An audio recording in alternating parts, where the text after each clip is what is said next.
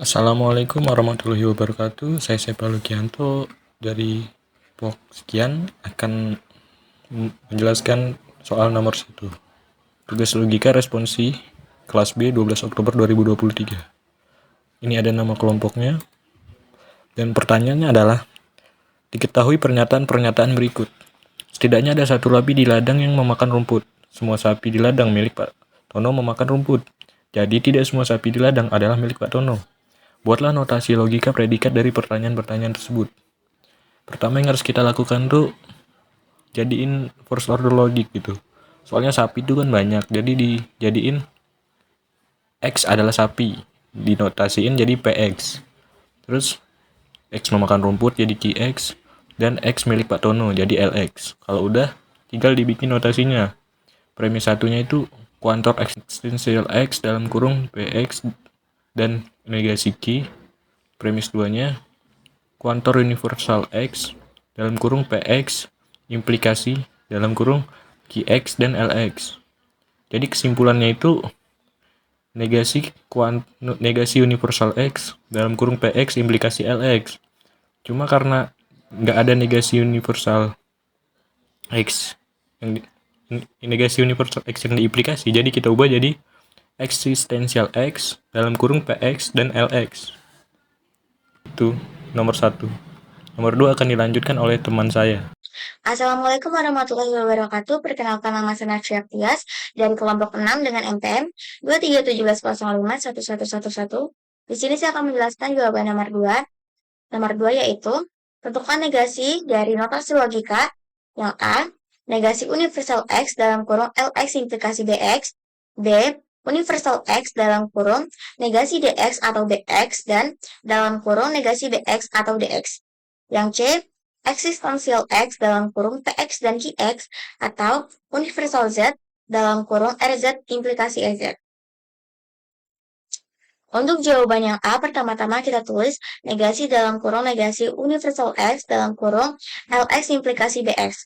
Karena LX dan BX-nya masih implikasi, kita switch heroin terlebih dahulu menjadi negasi dalam kurung negasi universal X dalam kurung negasi LX atau BX. Setelah itu, kita buat negasinya. Negasi dari negasi universal X itu universal X, negasi dari negasi LX itu LX, negasi dari atau itu dan, negasi dari BX itu negasi BX. Untuk yang B, pertama-tama kita tulis dulu negasi dalam kurung universal X dalam kurung negasi DX atau BX dan negasi BX atau DX. Setelah itu kita negasikan. Negasi dari universal X itu eksistensial X, negasi dari negasi DX itu DX, negasi dari atau itu dan, negasi dari BX itu negasi BX, negasi dari dan itu atau, negasi dari negasi BX itu BX, negasi dari atau itu dan, negasi dari DX itu negasi DX. Untuk yang jawaban C, pertama-tama kita tulis dulu negasi dalam kurung eksistensial X dalam kurung PX dan QX atau universal Z dalam kurung RZ implikasi SZ. Karena RZ dan SZ-nya ini masih implikasi, kita switch heroin terlebih dahulu menjadi negasi dalam kurung eksistensial X dalam kurung PX dan QX atau universal Z dalam kurung negasi RZ atau SZ. Setelah itu kita negasikan.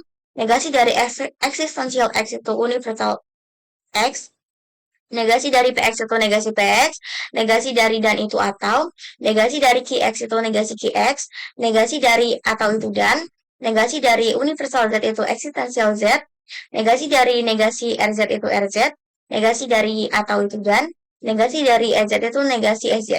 Oke, sekian video dari saya akhiri. Wassalamualaikum warahmatullahi wabarakatuh.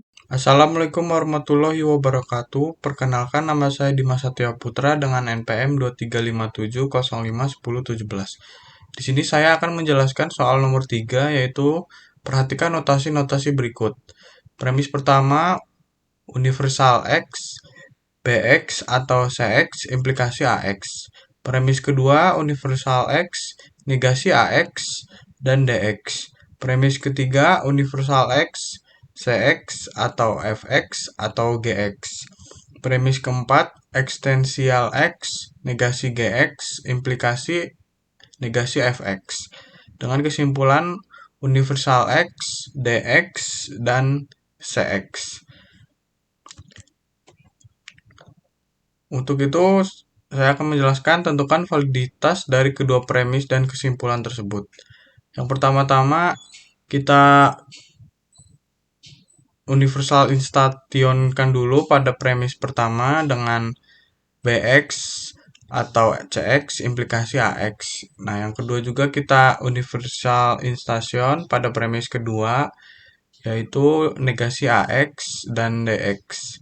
Yang kesimpulan ketiga kita simplifikasikan dari K2, yaitu negasi AX. Dan yang kesimpulan keempat kita juga simplifikasi K2, yaitu DX.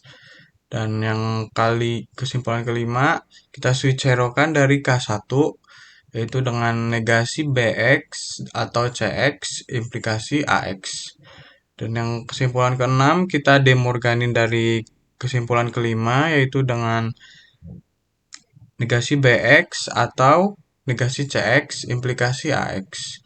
Dengan begitu, di sini kita mendapatkan invalid karena ini tidak sesuai dengan kesimpulan sebelumnya.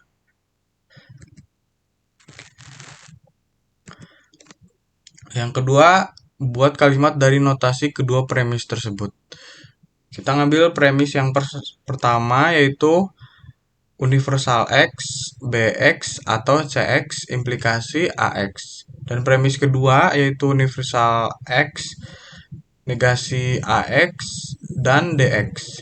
Kesimpulannya universal X, DX, dan CX.